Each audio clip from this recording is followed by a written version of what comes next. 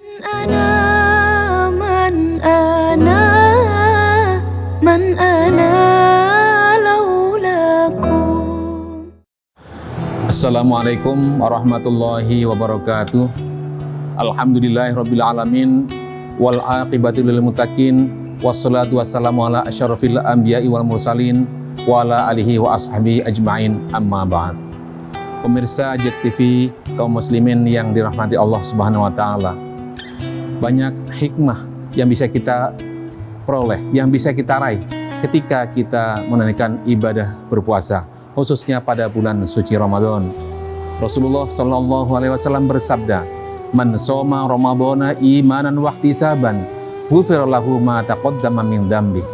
Barang siapa berpuasa pada bulan Ramadan karena iman dan karena ihtisaban, karena mendapatkan ridho, mendapatkan pahala, mendapat balasan di sisi Allah Subhanahu wa taala, maka akan diampuni segala dosa-dosanya.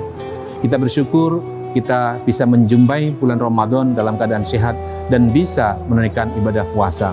Oleh karena itu, kita harus berupaya secara lahiriah, berikhtiar secara lahiriah atau secara batiniah agar puasa kita tidak hanya sekedar untuk menggugurkan kewajiban.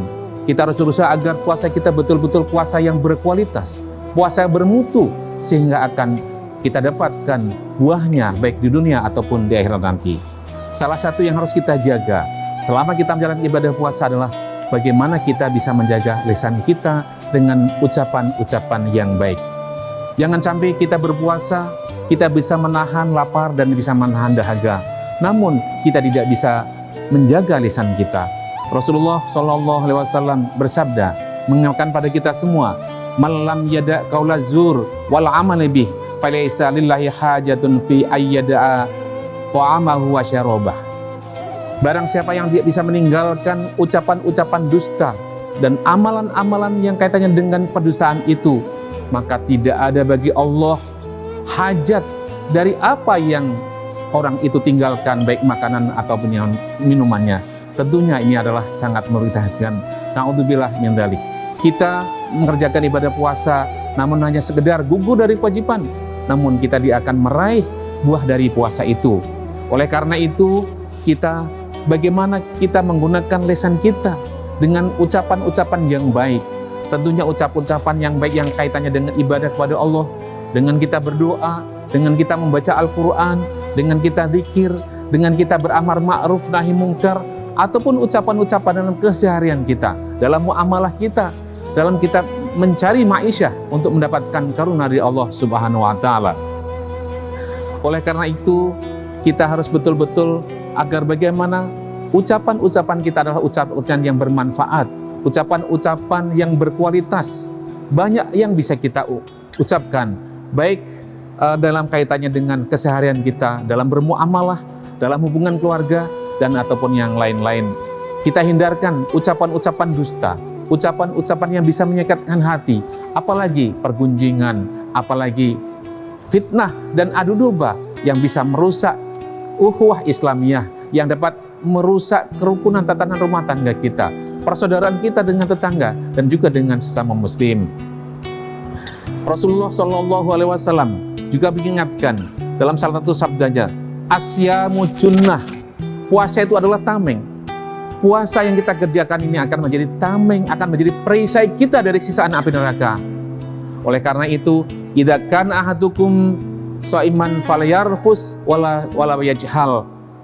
Jika kamu bersama berpuasa, maka jangan sampai kita berbuat ucapan-ucapan yang dusta, ucapan-ucapan yang kotor, dan sampai kita juga berbuat jahiliyah, perbuatan-perbuatan yang tidak bermanfaat dan perbuatan-perbuatan dosa. Bahkan Rasul mengingatkan ketika ada teman kita, ada saudara kita yang ingin ngajak berantem dengan kita, bertengkar kita, ataupun mencaci maki kita, maka hendaknya kita balas dengan ucapan yang mulia, "Inni shaimun, inni shaimun." Saya sedang berpuasa, saya sedang berpuasa.